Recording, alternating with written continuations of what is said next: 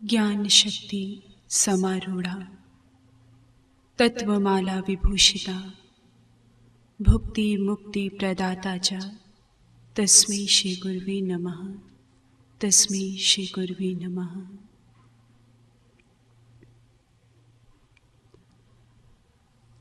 परमात्मा द्वारा रचित ये सुंदर सृष्टि कितनी अनुपम, कितनी सारगर्भित एवं कितनी प्रेरणादायक नजर आती है। और मानव यदि इस सृष्टि से चाहे तो किसी भी प्रकार की सीख को प्राप्त कर सकता है। ऐसी ही प्रभु की अनेकों रचनाएं मानव को सुंदर संदेश, सुंदर सीख दिया करती है। जैसा कि आपने आकाश में उदित होते हुए सूर्य नारायण को देखा होगा। जिस समय सूर्य नारायण इस धरती पर अपनी किरणों को भेजते हैं तो उस समय विचार करें, क्या वो किरणें सदा सदा के लिए इस भूमि पर ही रह जाया करती हैं? चंद्रमा जिस समय अपनी शुभ्र चांदनी को इस धरती को नहलाने के लिए भेज दिया करता है तो उस क्षण क्या वे चांदनी सदा सदा के लिए धरती पर ही व्याप्त हो जाया करती है? सागर की लहरों को देखें तो सागर की लहरें जिस समय संपूर्ण बल के साथ आगे बढ़ती हैं, तट को छू लेने की तमन्ना है। और जब तट को छूने के लिए आगे बढ़ी, तट को स्पर्श किया तो क्या सदा सदा के लिए तट की होकर रह गई? नहीं, कदापि नहीं। अपितु सत्य क्या है? सांझ ढले सूर्य की किरणें सूर्य में ही समाहित हो जाया करती है और चांद की चांदनी चांद में जाकर ही शांति को प्राप्त करती है। सागर की लहरें पुनः सागर में ही समा जाया करती हैं। ये समस्त दृष्टांत इंगित करते हैं कि ठीक इसी प्रकार से हुआ करता है। अंश सदैव अपनी अंशी की ओर ही अपने मन चित्त को एकाग्र किया करता है, उसके ओर ही बढ़ा करता है। आपने अग्नि को प्रज्वलित होते हुए देखा होगा। अग्नि को आप किसी भी प्रकार से क्यों ना जलाएं, चाहे आप लकड़ी को सीधा खड़ा कर उसे नीचे से आग लगाइए या ऊपर से प्रज्वलित कीजिए, अग्नि यदि प्रज्वलित हो गई तो फिर वे कभी नीचे की ओर मुख नहीं करती, उसका रुख सदा सदा ऊपर ही हुआ करता है। आप जल को कितनी भी ऊंचाई से क्यों ना गिरा दें, वे कभी ऊंचा नहीं उठता। जल सदैव अपने स्रोत सागर की ओर ही, नीचे की ओर ही बहा करता है, अर्थात अंश और अंशी का प्रेम। परंतु जहां हमने इतनी रचनाओं के विषय में श्रवण किया तो वहीं परमात्मा द्वारा रचित एक सर्वोत्कृष्ट रचना जिसे क्राउन ऑफ द क्रिएशन कहा गया, वह कौन है? वह है ये मानव, पंचभूतीय तत्वों से बना ये मानव शरीर, जिसे कि परमात्मा ने अपने सर्वोत्कृष्ट कलाकृति का नाम दे दिया। और निस्संदेह ये मनुष्य का भी परम सौभाग्य है कि उसे परमात्मा का अंश होने का सुंदर अवसर प्राप्त हो पाया। गोस्वामी तुलसीदास जी भी बताते हैं, ईश्वर अंश जीव अविनाशी, अर्थात ये मानव उस परमात्मा की कलाकृति है, उस परमात्मा की सर्वोत्कृष्ट रचना है, अर्थात इस अंश का अंशी वो ईश्वर, वो परमात्मा है।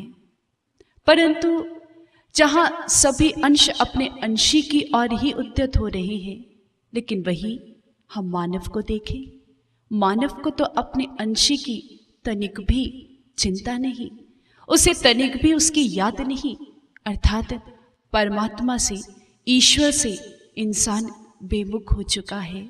उसने अपने मुख को ईश्वर की ओर से मोड़ लिया और इंसान की दास्तां क्या है? किसी शायर ने बहुत सुंदर कहा कि मनुष्य किस काम के लिए आया था इस धरा पर, और उसने अपनी दास्तां यदि लिखी तो किस तरह से। एक शायर कहता है, आया था सैर करने ए मुसाफिर तू यहाँ, था सैर करके लौट जाना युक्त तुझको फिर वहां।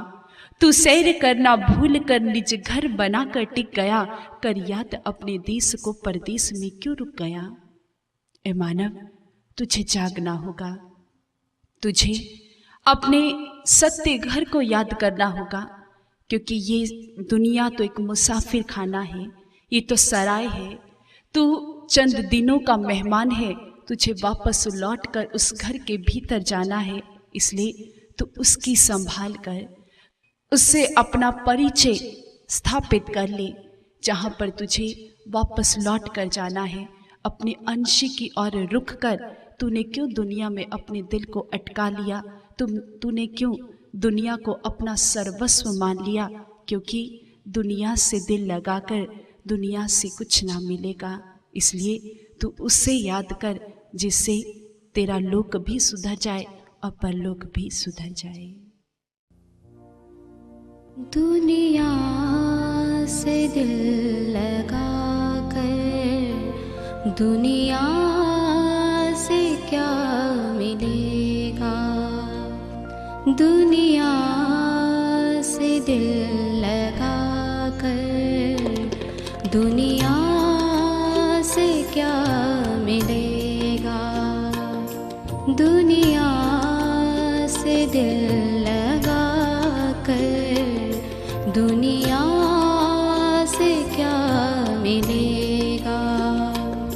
तू याद से किए जा, तू याद से किए जा, तुझको प्रभु मिलेगा।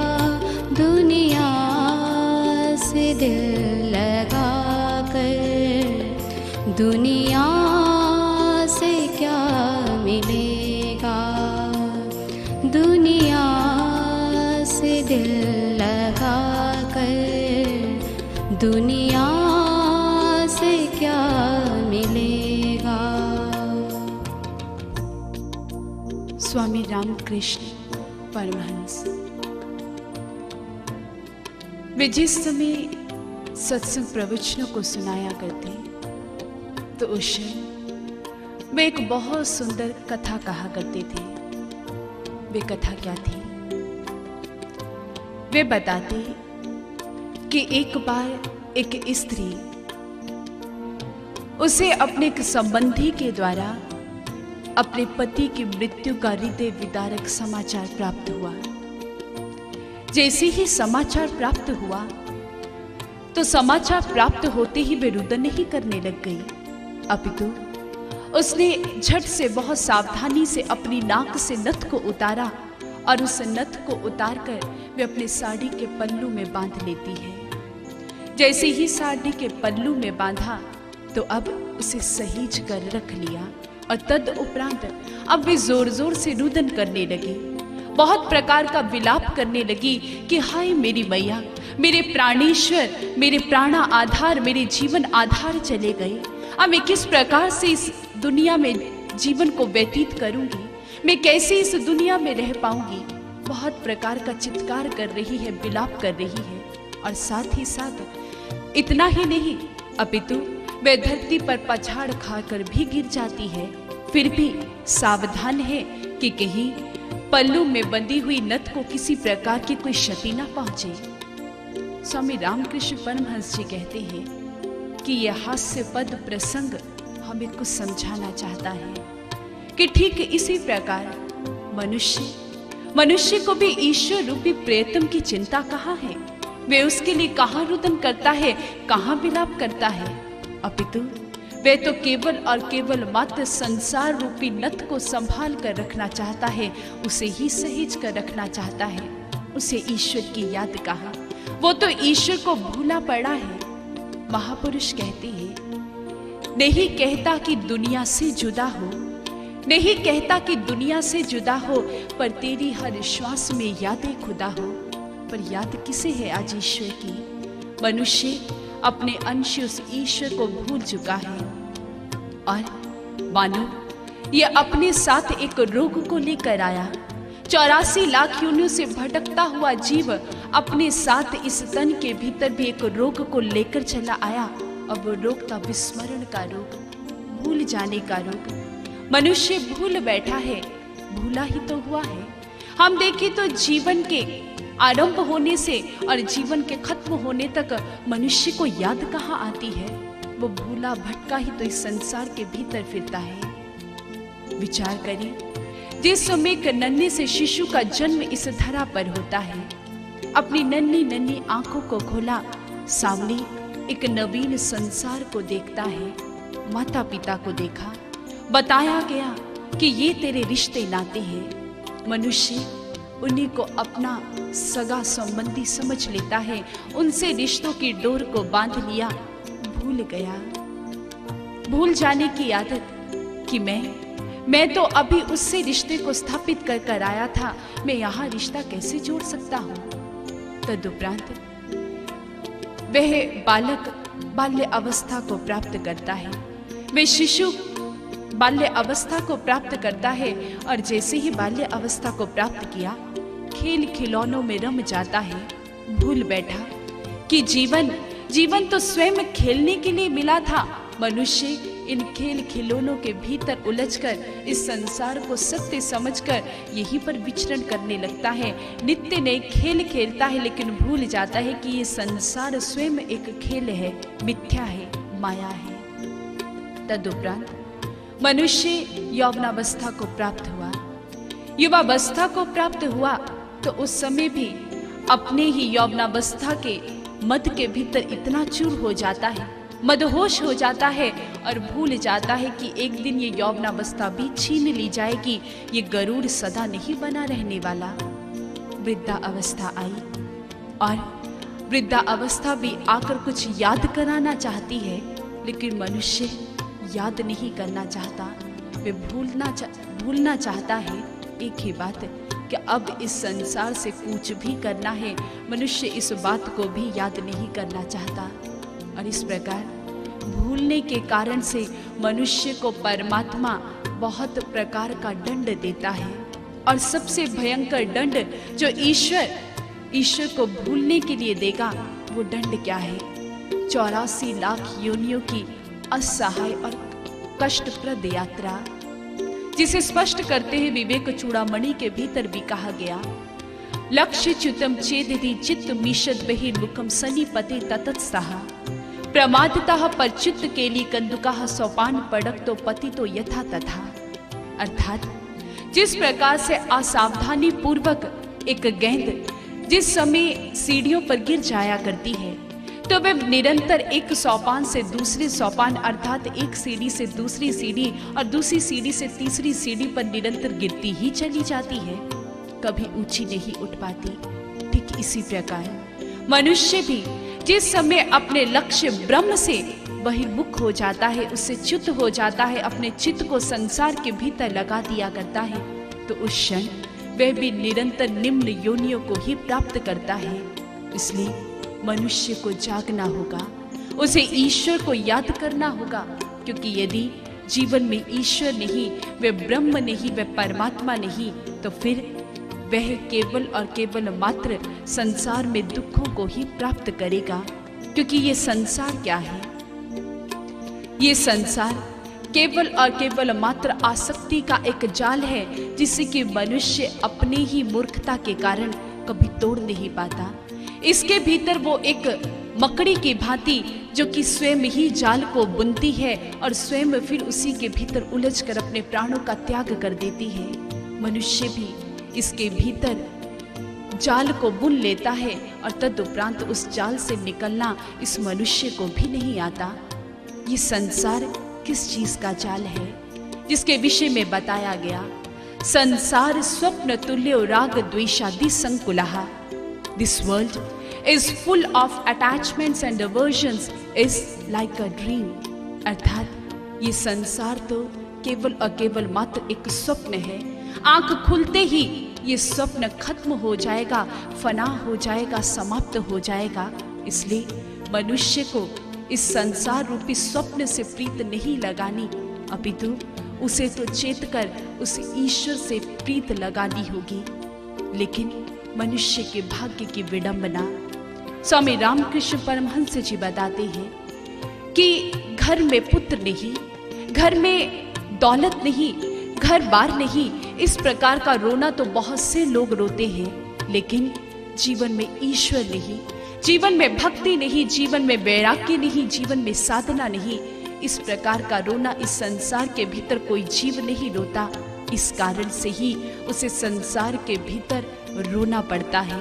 इसलिए मनुष्य जाग और अपने उस ईश्वर को याद कर, क्योंकि ना दौलत से, ना दुनिया से, ना घर को आबाद करने से तसल्ली दिल को मिलती है, खुदा को याद करने से, खुदा को याद करने से। दौलत हो या हुकूमत, ताकत हो या जवानी, दौलत हो या हुकूमत, ताकत हो या जवानी, हर चीज मिटने वाले, हर चीज आने जाने, हर चीज मिटने वाले, हर चीज आने जाने, हर चीज आने जाने, ये सब गुरूर एक दिन मिट्टी में जा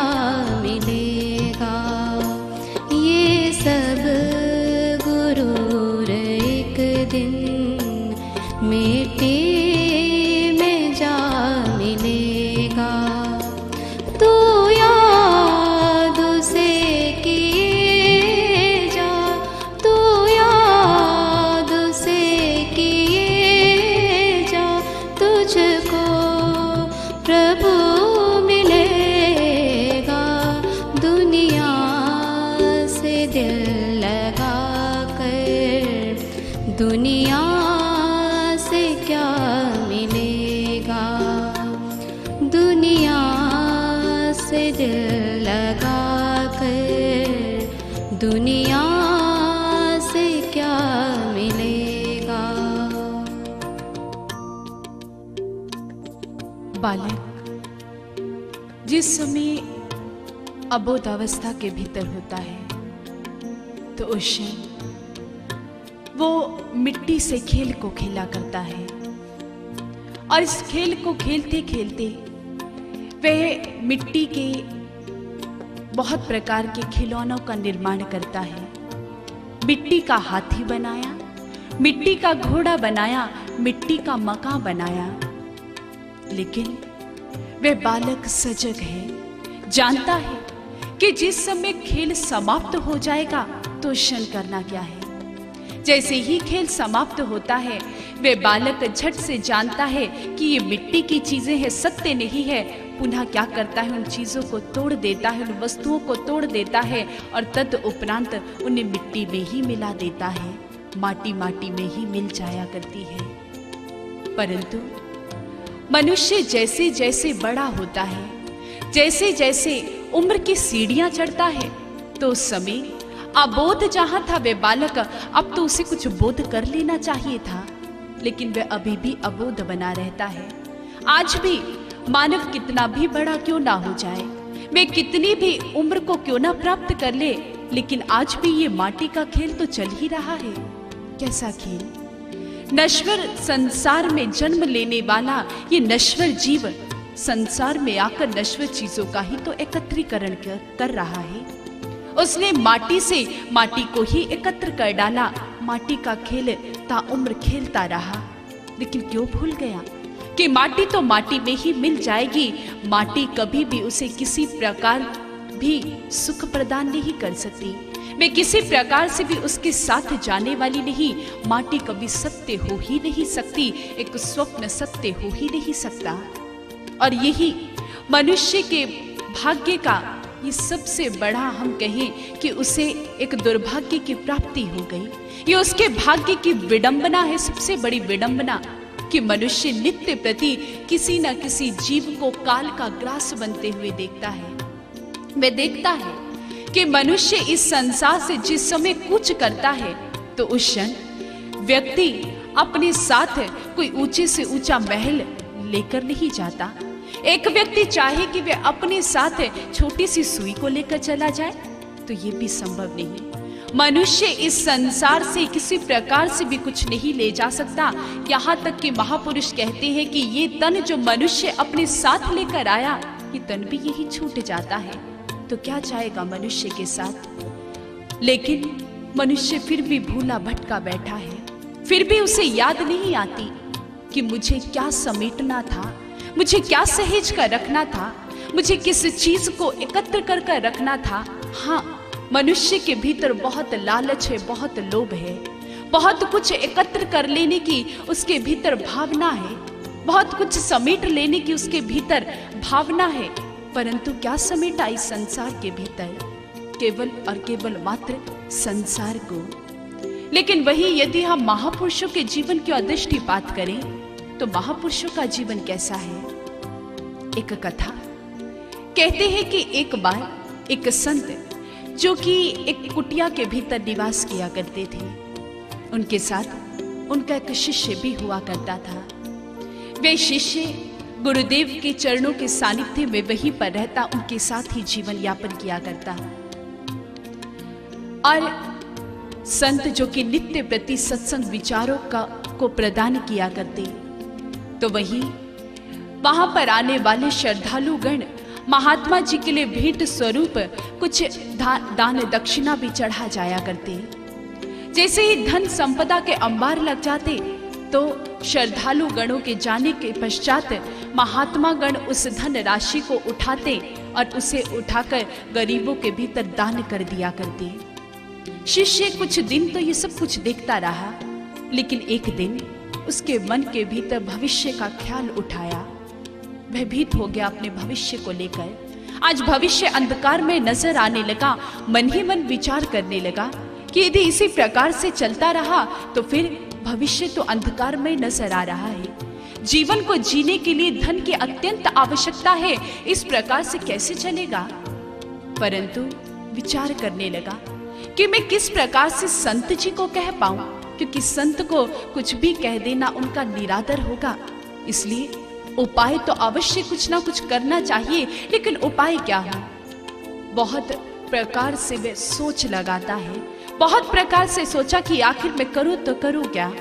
और तब क्या हुआ, उसने आखिर एक उपाय निकाल ही लिया। संत जिस कक्ष के भीतर रहा करते थे, संत जिस समय कक्ष के भीतर जाने लगे तो उनके जाने से पूर्व ही शिष्य ने एक कागज के ऊपर एक सुक्ति को लिखा और उस सुक्ति को लिखकर उसने उस मुख्य द्वार पर लगा दिया। जैसे ही मुख्य द्वार पर लगाया और जैसे ही संत जी आज विश्राम करने हेतु अपने कक्ष की ओर बढ़े, उन्होंने जैसे ही कक्ष को खोलना चाहा तो द्वार पर देखा कि कुछ लिखा हुआ है। उन्होंने पढ़ा, क्या लिखा था उस पर? उस कागज के टुकड़े पर लिखा था, आपादार्थम धनम रक्षेत, अर्थात आपदाओं के समय के लिए धन का बचाव कर लेना अत्यंत आवश्यक है। संत जी ने पढ़ा, मुस्कुरा पड़े। वह जानते थे कि शिष्य का ही कार्य है और शिष्य को समझाने के लिए उन्होंने क्या किया, उन्होंने एक अन्य पृष्ठ को उठाया और उस पर लिखकर एक सुक्ति पुनः उस दरवाजे पर लगा दी। शिष्य ने सुबह सवेरे पढ़ा तो सुक्ति पर लिखा था, महताम आपदाह कुतः, अर्थात महान पुरुषों पर आपदाएं आखिर किस प्रकार से आ सकती हैं। शिष्य ने पढ़ा, फिर पुनः एक नया प्रयास किया। अब शिष्य ने एक और सुक्ति लिखकर लगा दी और वो सुक्ति क्या थी? शिष्य ने उस पृष्ठ के ऊपर पुनः लिखा कि कदाचित कुपितो देवः, अर्थात कभी भाग्य भी तो खराब हो सकता है, इसलिए धन को बचा कर रख लेना चाहिए। संत जी ने पुनः पढ़ा और उसे समझाने के लिए अंत में एक सुक्ति, बहुत सुंदर सुक्ति लिख दी, जिसके भीतर उन्होंने जीवन के रहस्य को समझा दिया। संत जी ने लिखा, सचितम च अपि नश्यति, अर्थात यदि आपदाएं आएंगी ही, यदि भाग्य खराब होगा ही, तो संचित किया हुआ धन भी नष्ट हो जाएगा। इसलिए इसे सहेज कर समेट कर रखने का क्या लाभ, समझाना चाहा। महापुरुषों की सोच कितनी विराट थी कि उन्होंने केवल और केवल मात्र अपनी आवश्यकताओं की पूर्ति हेतु ही परमात्मा के आगे मांग की। बहुत कम मांगा उन्होंने कि साईं इतना दीजिए जामे कुटुंब समाए, मैं भी भूखा ना रहूं और साध भी भूखा ना जाए। अर्थात केवल और केवल मात्र उदर पूर्ति और जीवन के कुछ आवश्यकताओं को पूर्ण करने के लिए उन्होंने परमात्मा के आगे याचना की। लेकिन वही जीव को देखें तो मनुष्य, यदि मनुष्य से कहा जाए कुछ मांगने के लिए, तो जानते हैं मनुष्य की मानसिकता और मनुष्य का लोभ कितना बढ़ चुका है। मनुष्य यदि परमात्मा के आगे मांगेगा तो वह क्या मांगेगा, साईं इतना दीजिए जामे दुनिया समाए, मैं ही केवल नोट गिनूं और घर भरता ही जाए। ये मनुष्य की सोच है, अधिक से अधिक कमा लेना चाहता है। लेकिन हम देखें, इसे कमा लेने से मनुष्य को मिलेगा क्या? इतना अधिक यदि उसने संचय कर भी लिया तो इस संचय का लाभ क्या? यदि किसी के पास ये धन नहीं तो उसके जीवन में कौन सा अभाव है? हमारा इतिहास गवाही देता है, हमारे संतों महापुरुषों की। हम देखें, हमारे आगे उदाहरण आता है महात्मा बुद्ध जी का। महात्मा बुद्ध जिन्होंने अपने राजपाट को ठोकर मार दी और बोधिसत्व की प्राप्ति के लिए बढ़ चले, उन्होंने धन को महत्वता नहीं दी।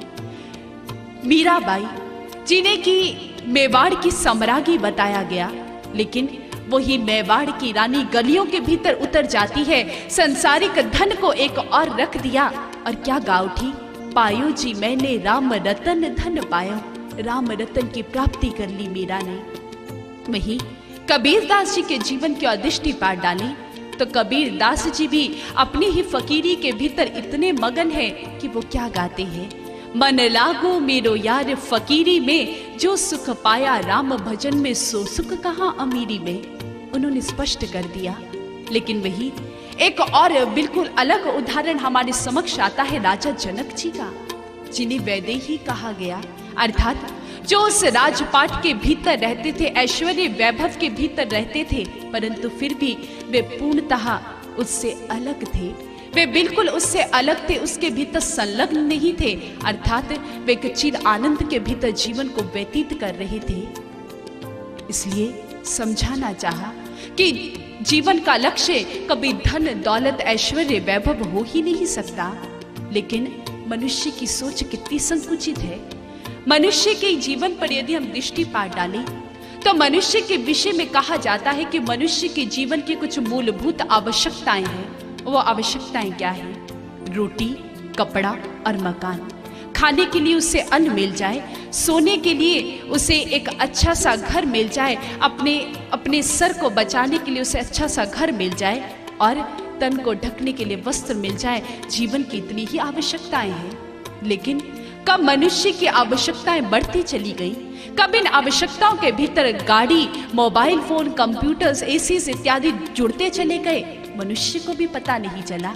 और मनुष्य की हालत क्या है कि आज उसने अपने पांव अपनी चादर से बाहर निकाल दिए। जिस समय चादर छोटी पड़ी तो परेशानी तो होनी ही थी, मनुष्य को भी परेशानी होने लगी और तड़प रहा है। और इस तड़प को समाप्त करने के लिए उसने उपाय क्या खोजा कि और अधिक अंबार लगाए जाएं, और अधिक कमाया जाए, शायद उसको प्राप्त करने के पश्चात शांति मिल जाए। मनुष्य सिक्कों की चमक को प्राप्त कर लेना चाहता है, लेकिन भूल बैठा कि इन्हीं सिक्कों की चमक ने रावण और सिकंदर जैसों को भी अंधा कर डाला। क्या मिला उन्हें? लंका गढ़ सोने का भया, मूर्ख रावण क्या ले गया? याद रख, सिकंदर के हौसले तो आली थे, जब गया था दुनिया से तो दोनों हाथ खाली थे। क्या ले गया सिकंदर? आज मनुष्य अपने रुतबे को बनाकर रखना चाहता है, वह हुकूमत को बनाकर रखना चाहता है। लेकिन इसी हुकूमत को जब दुर्योधन ने प्राप्त करना चाहा तो महाभारत का विध्वंसकारी युद्ध हमारे समक्ष आया। केवल और केवल मात्र रक्तपात हर और नजर आया। क्या मिला इसे एकत्र कर लेने से? राजा अशोक इसी को प्राप्त करने निकला तो चंड अशोक हो गया। लेकिन मनुष्य सुनकर भी नासमझी कर बैठता है। वह संसार को अधिक से अधिक सहेज कर समेट कर रखना चाहता है, लेकिन उसका ये अंबार लगाना किस प्रकार से है? कहते ठीक इसी प्रकार जिस प्रकार से मधुमक्खियां बहुत दूर दूर जाकर बहुत परिश्रम कर कर फूल पर बैठकर वे बहुत प्रकार के मधु को एकत्र करती हैं। और जिस समय मधु को एकत्र किया और अपने छत्ते के भीतर बहुत सारे शहद को एकत्र कर लिया, लेकिन उसी क्षण जैसे ही शिकारी को भनक पड़ी, शिकारी आया, उसने आग लगाई छत्ते के ठीक नीचे और उस क्षण क्या हुआ? मक्खियां उड़ जाती है और शिकारी उस छत्ते से शहद को निकाल कर ले आता है। क्या प्राप्त हुआ? फूल कितने अथक प्रयास से खिलता है, लेकिन जिस समय माली आता है तोड़ कर ले जाता है, क्या मिला?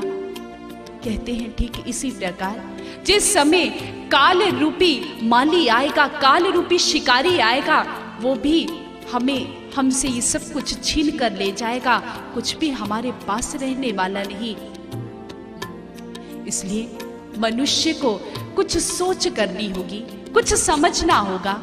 और वो समझना क्या है कि संसार की दौलत को उसे नहीं एकत्र करना, क्योंकि संसार की दौलत इस संसार में ही रह जाएगी। जैसे कि संसार का नियम है कि एक व्यक्ति यदि अपने देश से किसी दूसरे देश में जाता है तो उस क्षण वे उस देश में यदि कुछ आदान प्रदान करना चाहता है तो उस क्षण उसे वहां की मुद्रा चाहिए।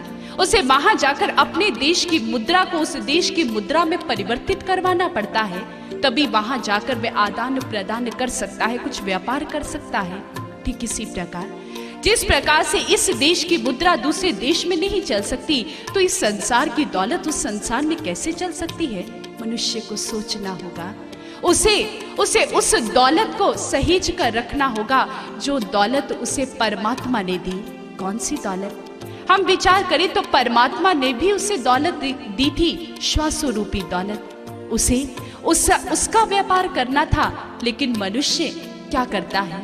इस तन को प्राप्त करके, इस हीरे को प्राप्त करके मनुष्य भूल बैठता है, भूल जाता है। क्या भूल गया? कि ये तन भी एक दिन समाप्त हो जाएगा। कहा इस तन के विषय में, What is your life? It's just like a vapor that appears for some time and then vanishes away. Any time, कभी भी समाप्त हो जाने वाला है। इसलिए मनुष्य को जागना होगा। उसे 206 हड्डियों की इस इमारत, 72 करोड़ और 72 लाख नारियों की इस तंत्र से इसे कुछ प्राप्ति करनी होगी। और वो प्राप्ति क्या है? उसे ईश्वर को याद करना होगा। और यदि उसने ईश्वर को याद नहीं किया तो फिर हश्र क्या होगा? परिणाम क्या होगा?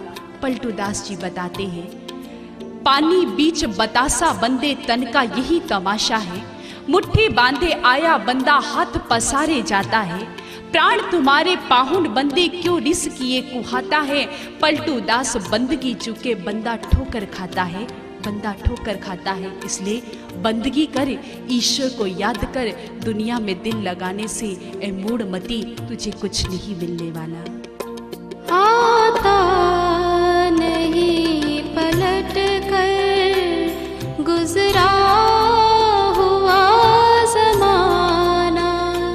आता नहीं पलट कर गुजरा हुआ ज़माना। क्या ख्वाब का भरोसा, क्या मौत का ठिकाना। क्या ख्वाब का भरोसा, क्या मौत का ठिकाना। क्या मौत का ठिकाना। यूं जिंदगी गवा कर क्या फायदा मिलेगा। यूं जिंदगी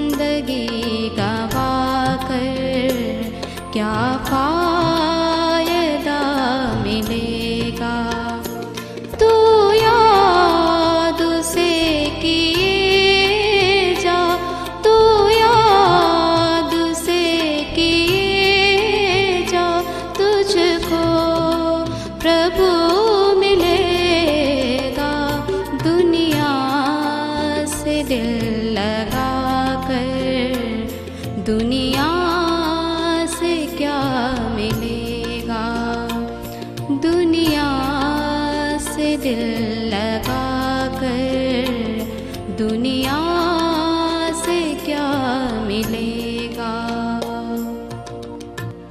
आदि गुरु शंकराचार्य जी अपनी वाणी में बहुत सुंदर कहते हैं, दिन यामिनो सायं प्रातः शिशिर वसंतो पुनरायातः कालः क्रीडति गच्छति आयु। अर्थात दिन और रात, सायंकाल और प्रातःकाल, पतझड़ बसंत, इस प्रकार से काल, इस प्रकार से समय खेल खेलता चला जाता है और आयु समाप्त होती चली जाती है। क्योंकि समय को एक प्रवाहमान नदी के समान बताया गया।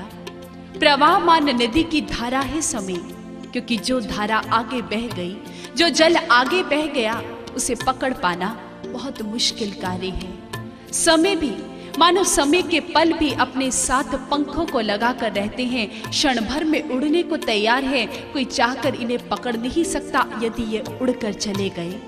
क्योंकि किसी ने बहुत सुंदर कहा कि समय एक पंछी है, तुझे नहीं खबर शायद, ये समय एक पंछी है, तुझे नहीं खबर शायद, जहां से उड़कर जाता है वहां वापस नहीं आता। ये समय है, और जिस व्यक्ति ने इस समय की कदर कर ली, समय भी उसी की कद्र किया करता है। जो समय की कद्र नहीं करता तो उसके हाथ में केवल और केवल मात्र पछतावा रह जाया करता है, जैसा पछतावा रावण को रहा। कहते हैं कि जिस समय भगवान श्री राम रावण के नाभि कुंड के भीतर तीर को लगाते हैं, तो उस क्षण वे लखन को राक्षस राज रावण के पास शिक्षा लेने के लिए भेजते हैं। वहां पर रावण उन्हें बहुत सुंदर सीख देता है, और कहीं ना कहीं ये शिक्षा आज मनुष्य के लिए भी बहुत अधिक महत्वपूर्ण है। रावण ने क्या समझाया? वे कहता है कि हे लखन, मैं तुम्हें यही शिक्षा देना चाहता हूँ कि आज के कार्य को कभी कल पर मत छोड़ना, क्योंकि कल कभी नहीं आया करता। कल के बदले काल आकर मनुष्य के सर पर सवार हो जाता है। हे लखन, मैं इतना अधिक बलशाली था, मैं इतना अधिक समर्थवान था कि मैं समुद्र के खारे जल को मीठा कर सकता था, लेकिन मैंने इस कार्य को कल पर छोड़ दिया। मैं इतना अधिक समर्थवान था कि मैं धरती से स्वर्ग तक एक स्वर्णिम सीढ़ी लगा सकता था, लेकिन मैंने इस कार्य को भी कल पर छोड़ दिया। और आज तुम देख रहे हो कि मेरे जीवन में कल नहीं अपितु काल आकर खड़ा हो गया है। कल का तात्पर्य ही काल हुआ करता है, इसलिए कल आज के कार्य को कभी कल पर मत छोड़ना। इसलिए कहा भी गया, काल करी सो आज कर, आज करी सो अब, पल में परले होएगी बहरी करेगा कब। कि हे मनुष्य, आज का जो कार्य है तू उसे कल पर मत छोड़ना, बल्कि कल के कार्य को तू आज ही कर लेना, और आज के कार्य को तू अभी इसी क्षण कर डाल।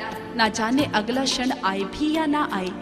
लेकिन वही मनुष्य, उसकी मानसिकता, उसकी सोच क्या है, वो क्या वक्तव्य देता है? वे कहता है, आज करी सो काल कर, काल करी सो परसों, कल की चिंता क्यों करे, अरे जीना है अभी बरसों। मनुष्य निश्चिंत होकर बैठा है, बेफिक्र होकर बैठा है। वे भूल जाता है, उसे याद नहीं कि आज जो समय मिला है, ना जाने वो समय कल उसे प्राप्त हो भी पाएगा या नहीं।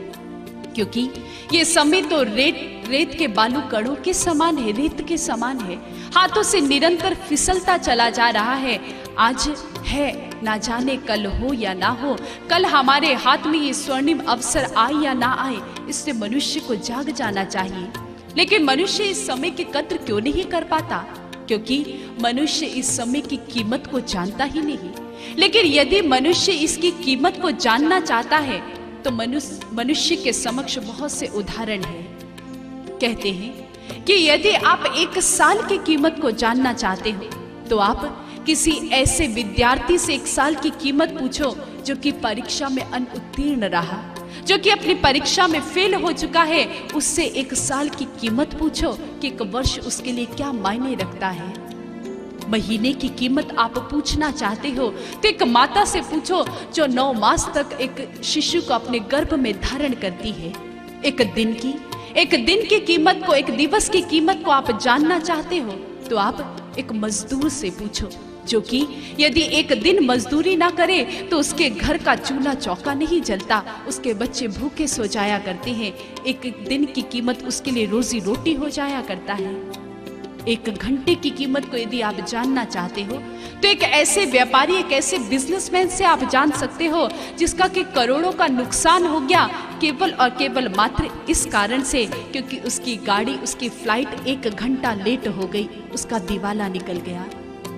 तदुपरांत आप 1 मिनट की कीमत को भी समझना चाहते हो तो आप किसी ऐसे व्यक्ति से समझ सकते हो जो कि 1 मिनट पहले ही अपने घर से निकला और 1 मिनट पश्चात ही भूकंप आया और वो घर तहस नहस होकर रह गया, वह मिट्टी में मिलकर रह गई। लेकिन मनुष्य के लिए वो 1 मिनट उसके लिए जीवन हो जाया करता है। वही एक क्षण की कीमत, 1 सेकंड की कीमत को भी आप जानना चाहते हो तो आप एक धावक, एक रनर से इस कीमत को समझ सकते हो।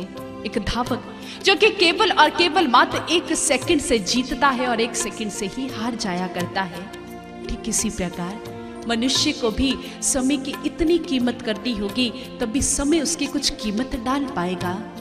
आदि गुरु शंकराचार्य से किसी ने एक बार प्रश्न किया कि जीवन की सबसे बड़ी हानि क्या है। आदि गुरु शंकराचार्य जी ने कहा कि समय को व्यर्थ खो देना ही जीवन की सबसे बड़ी हानि है। अक्सरात इस दुनिया में एक बात कही जाती है, सुनने में आती है कि टाइम इज मनी, दुनिया में कहा जाता है। और एक बार यही प्रश्न स्वयं सर्वश्री आशुतोष महाराज जी से जिज्ञासु ने किया कि आप क्या कहते हैं, क्या सच में ये उक्ति बिल्कुल सही है कि टाइम इज मनी, अर्थात समय ही धन है। वहां पर सर्वश्री आशुतोष महाराज जी बहुत सुंदर विचार देते हैं। उन्होंने कहा कि समय कभी भी धन नहीं हो सकता, क्योंकि खोया हुआ धन तो आप प्रयास करने के उपरांत प्राप्त कर सकते हो, परंतु खोया हुआ समय आप कितना भी धन क्यों ना लगा दो, आपको कभी समय वापस मिलने वाला नहीं, वो समय वापस लौट कर कभी नहीं आने वाला। इसलिए समय की कीमत को जानो, इसलिए समय की कद्र करना सीखो, समय का मूल्य डालना सीखो। और इसी संदर्भ में एक बहुत सुंदर पौराणिक कथा आती है। कहते हैं कि जिस समय महाराज युधिष्ठिर राज सिंहासन पर बैठे तो एक दिवस की बात कि एक याचक उनके द्वार पर आता है और वहां आकर उसने याचना की, कुछ भिक्षा मांगी। महाराज युधिष्ठिर जो कि अपने राज्य कार्य में संलग्न थे, वहां वे बहुत व्यस्त थे और व्यस्तता के कारण से उन्होंने उस याचक को कल आने का समय दिया। जैसे ही कल की बात कही, इतना सुनना था कि याचक मुंह लटकाए वापस लौटने लगा, लेकिन वही भीम दौड़े चले गए और जाकर उन्होंने बड़े बड़े नगाड़ों को बजाना आरंभ कर दिया। जैसे ही नगाड़े बजने लगे, इतना अधिक शोर होने लगा, स्वयं महाराज युधिष्ठिर बाहर निकल कर आए और भीम से कहने लगे, अरे भ्राता ये क्या कर रहे हो, क्यों इतने बड़े बड़े ढोल नगाड़ों को पीट रहे हो, किस बात की खुशी मना रहे हो। वहां पर भीम कहते हैं कि हे महाराज युधिष्ठिर, हे भ्राता, मैं आपकी जीत की खुशी मना रहा हूँ, मैं आपको बधाई देना चाहता हूँ। किस बात की बधाई? मैं आपको बधाई देना चाहता हूँ कि आपने स्वयं काल को भी जीत लिया, जिस काल को कोई नहीं जीत पाया। हे भ्राता, आपने काल को जीत लिया, तभी तो आपने इस याचक को कल का समय दिया है, क्योंकि आप जानते हैं कि आपके हाथ में काल है, कल का समय भी आपके हाथ में है। समझाना चाहा कि कभी काल किसी की गति से नहीं चलता, अपितु सबको काल के अनुसार चलना पड़ता है। और हम देखें तो इस काल को 3 भागों में विभाजित किया जाता है, भूतकाल, भविष्य काल और वर्तमान काल। लेकिन इनमें सबसे सुंदर कौन है जिसके विषय में कहा गया, past is history, future is mystery, but present is gift, अर्थात वर्तमान एक उपहार है। और वो वर्तमान क्या है? स्वयं मनुष्य को मिला ये जीवन, ये समय जो परमात्मा ने उसे जन्म से लेकर मृत्यु तक के बीच का जो समय, जो अवसर दिया, ये सबसे बहुमूल्य है। मनुष्य को इसकी संभाल करनी चाहिए, मनुष्य को इसके भीतर कुछ ऐसी सुंदर क्षण जोड़ लेने चाहिए जो क्षण हो भक्ति के क्षण, जिस समय वो अपने ईश्वर, अपने खुदा को याद करे, जिस समय वो प्रभु को याद करे। और जब वो ईश्वर से अपने नेह को, अपनी लौ को लगाएगा तो उस क्षण उसके जीवन में हर प्रकार का क्षण सुंदर हो जाएगा, हर पल सुंदर हो जाएगा। इसलिए महापुरुष बार बार आगाह करते हैं, आगे समझाते हैं कि मनुष्य, तेरा जीवन दुनिया में लगाने से नहीं सुधरेगा, अपितु तेरा जीवन यदि सुधर पाएगा, तेरा जीवन यदि सुंदर बन पाएगा तो केवल और केवल मात्र अपने समय को प्रभु के साथ जोड़ देने में। इसलिए अपने समय की कद्र को जान, क्योंकि यदि कल को मृत्यु आ गई, यदि कल को तू स्वयं एक भूत बनकर रह गया, यदि स्वयं तू कल एक बीता हुआ काल बनकर रह गया, तो फिर ये समय तेरे हाथों में आने वाला नहीं। इसलिए उठ मनुष्य और जाग कर, जिसके साथ तू बिछड़ा है उसी के साथ अपने नेह को लगा। जाग कबीरा जाग, जाहे के संग बिछड़ा ताहे के संग लाग। उठ मनुष्य, दुनिया से दिल को हटा और प्रभु के चरणों में अपने चित्त को जोड़ दे। गुरु ज्ञान के सहारे भक्ति का राज पाले, गुरु ज्ञान के सहारे भक्ति का राज पाले। सतगुर शरण में आकर जीवन सफल बना ले।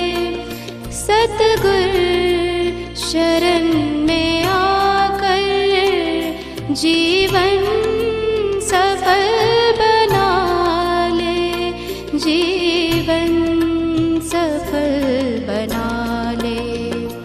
तेरी जिंदगी का मकसद तुझको तभी मिलेगा, तेरी जिंदगी का मकसद तुझको तभी मिलेगा। तू याद से किए जा, तू याद से किए जा, तुझको प्रभु मिलेगा। दुनिया से दिल लगा कर, दुनिया से क्या मिलेगा, दुनिया से दिल लगा कर, दुनिया से क्या मिलेगा। श्रुतियों में कहा गया, दुर्लभो विश्व त्यागो दुर्लभम तत्व दर्शनम, दुर्लभा सहजावस्था सद्गुरुम करुणाम बिना।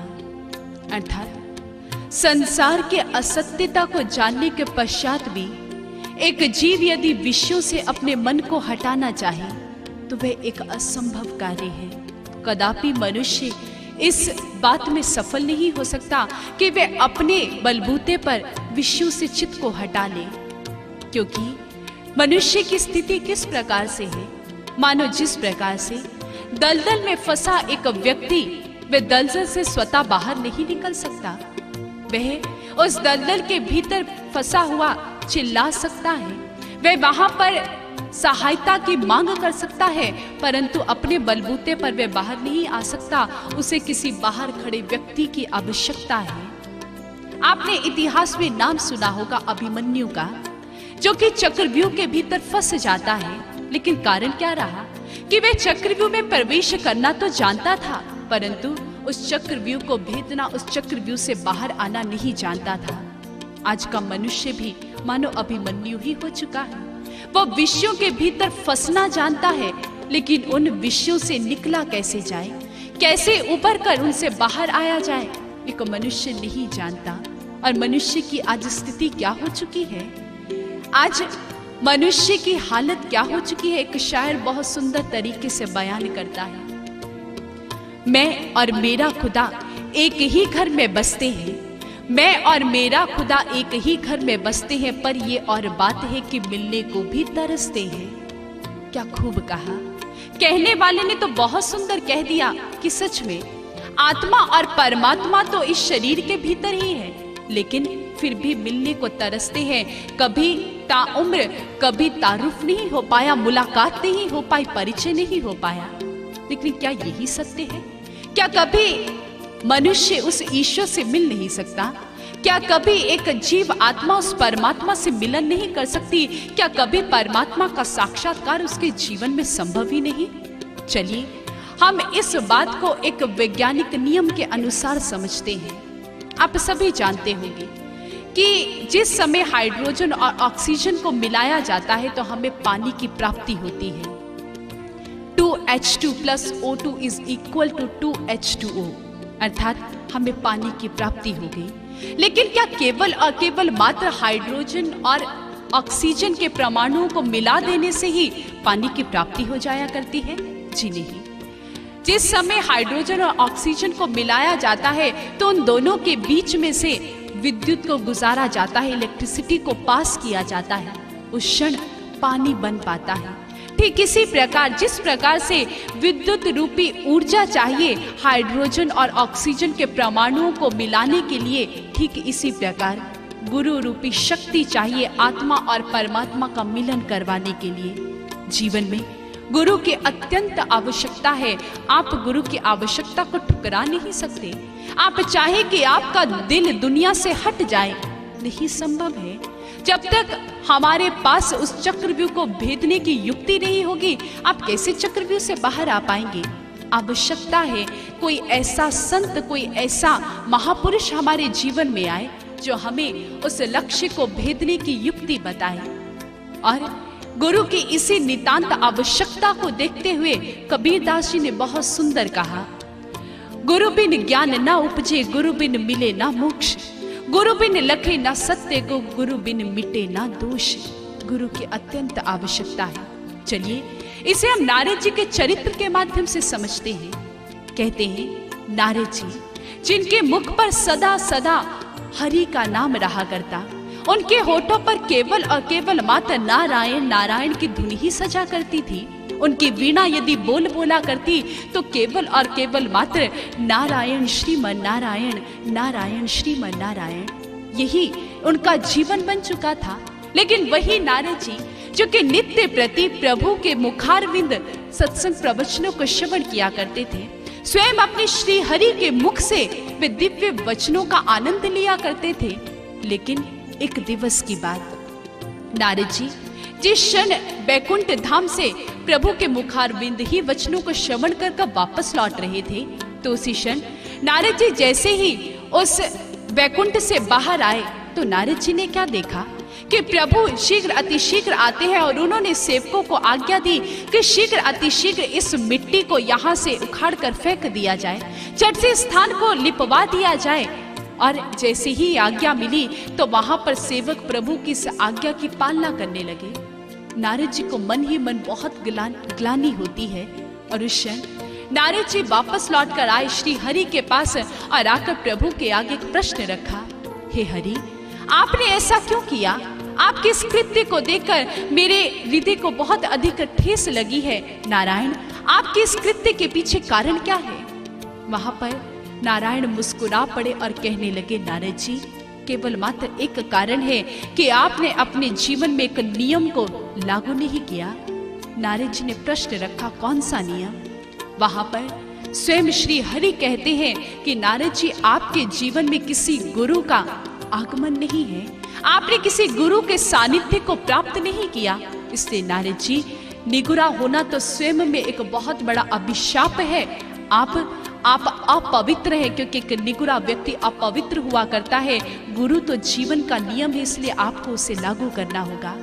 और तत्पश्चात वर्णन आता है कि नारद जी गुरु की शरण में पहुंचते हैं, सनत कुमार जी की शरण में पहुंचे और श्री हरि का दर्शन अपने ही भीतर किया।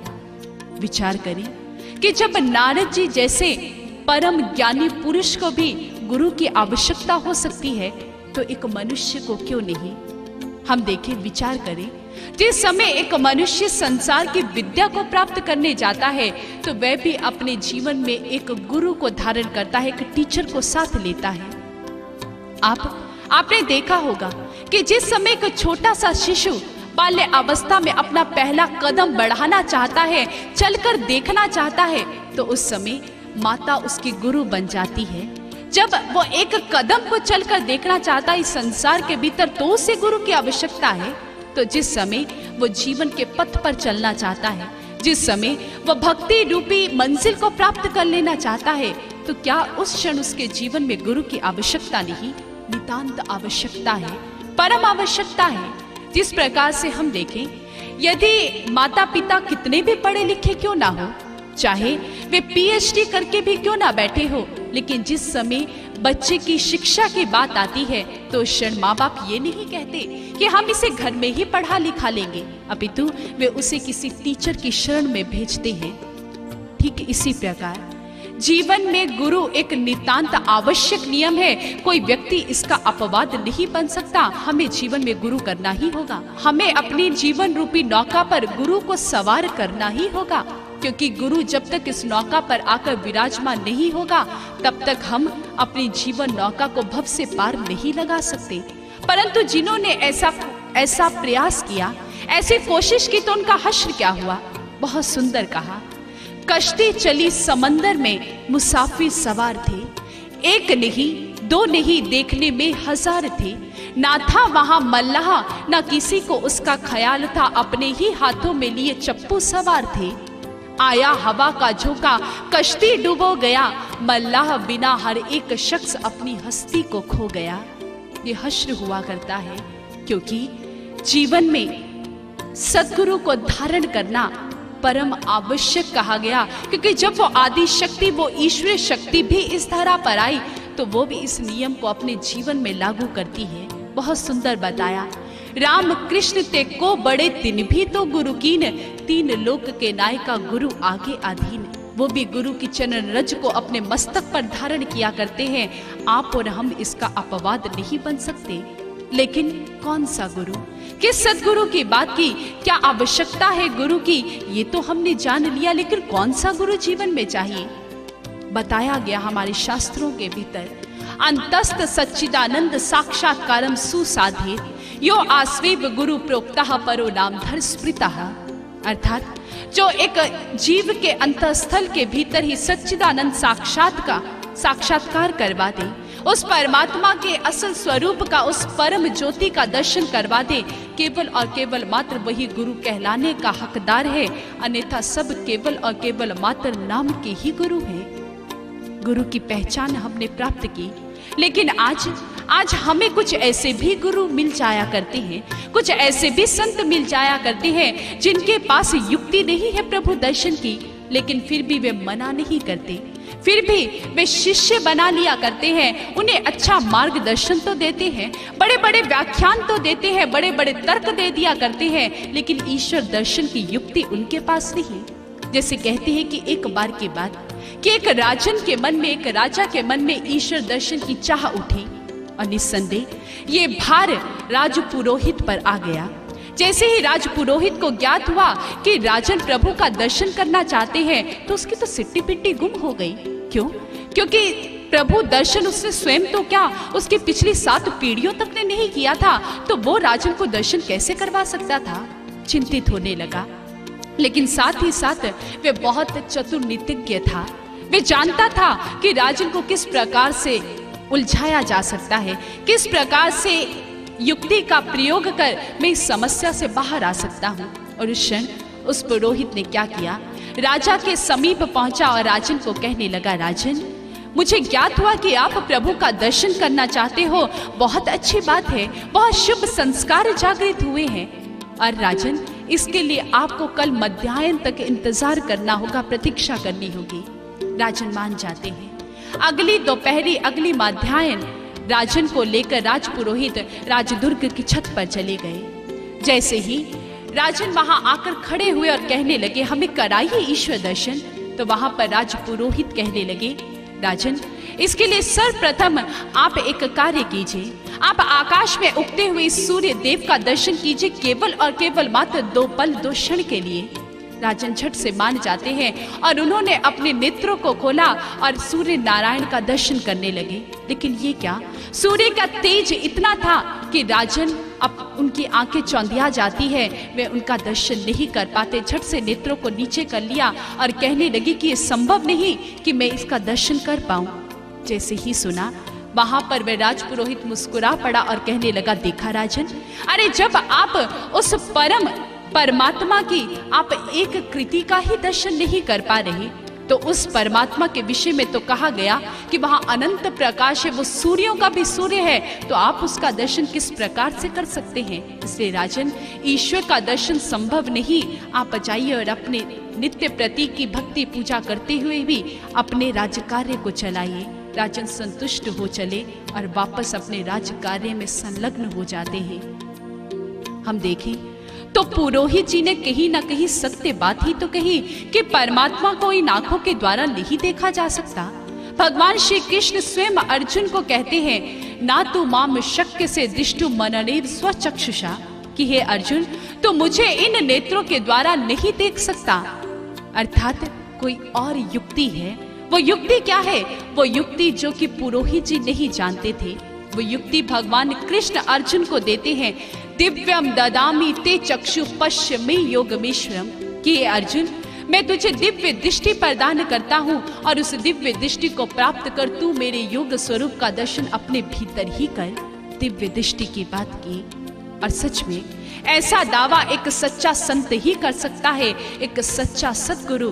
जिस समय वो भी एक जीव के जीवन में आता है, जीवन धन्य हो जाया करता है, जीवन कृत्य कृत्य हो जाया करता है। तभी दादू साहब जी अपनी वाणी में बहुत सुंदर कहते हैं, दादू गैब माही सद्गुरु मिलिया पाया हम प्रसाद, मस्तक मेरे कर धरिया देखा अगम आगाध। सतगुरु की महिमा अनंत, अनंत किया उपकार, लोचन अनंत उघाड़िया अनंत दिखावनहार। गुरु की महिमा, सतगुरु जब एक जीव के जीवन में आता है, उसका दिल दुनिया से हटाकर, क्योंकि वह उसे दुनिया में जीने की युक्ति बताता है, और जीवन जीने की कला केवल और केवल मात्र प्रभु को याद कर कर जीना है, यही जीवन की सबसे सुंदर कला है। और जिस समय एक भक्त के जीवन में पूर्ण सद्गुरु आता है, उस प्रकाश स्वरूप ईश्वर का दर्शन उसके भीतर कराता है, तो वह भक्त भी धन्य धन्य हो जाता है। अंशी अंश के पास पुनः मिलकर दोनों का मिलाप हो पाता है, अंश अपने अंशी को प्राप्त कर पाता है, जीवन धन्य हो जाता है। और भक्त अंत में यही कहता है कि सद्गुरु, यदि तेरी कृपा दरमियान ना होती, हमें खुद से अपनी कभी पहचान ना होती, सत्य से बेखबर हम दर बदर भटकते, क्यों है कहाँ से आए कहाँ है जाना, ये पहेलियां कभी ना सुलझती, ये पहेलियां कभी ना सुलझती। इसलिए एक जीव को निरंतर प्रयासरत रहना चाहिए, ईश्वर को याद करने के लिए उसे सर्वप्रथम सद्गुरु की शरण में जाकर भक्ति के उस युक्ति, भक्ति के उस राज को जानकर अपने जीवन को धन्य करना चाहिए, और तद उपरांत स्वतः ही उसका दिल दुनिया से हटता चला जाएगा। और यही संदेश देने संत महापुरुष इस धरा पर आते हैं कि ये जीव, दुनिया से दिल लगाकर दुनिया से क्या मिलेगा, बस याद उसे किए जा, तुझे प्रभु मिलेगा, तुझे प्रभु मिलेगा। दुनिया से दिल लगाकर दुनिया से क्या मिलेगा, दुनिया से दिल लगाकर दुनिया से क्या मिलेगा। तू याद से किए जा, तू याद से किए जा, तुझको प्रभु मिलेगा।